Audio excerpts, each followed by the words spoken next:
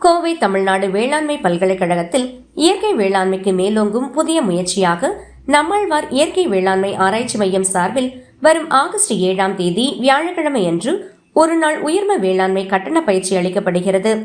இந்த பயிற்சியில் பங்கேற்க விரும்புபவர்கள் கட்டணமாக ரூபாய் 750 செலுத்தி முன்பதிவு செய்ய வேண்டும். இதற்காக மையத்தின் தொலைபேசி எண்கள் 0422455055 மற்றும் ஒரு எண் 66112006 என்ற எண்களில் தொடர்பு கொள்ளலாம். நேரில் வந்து பதிவும் செய்யலாம்.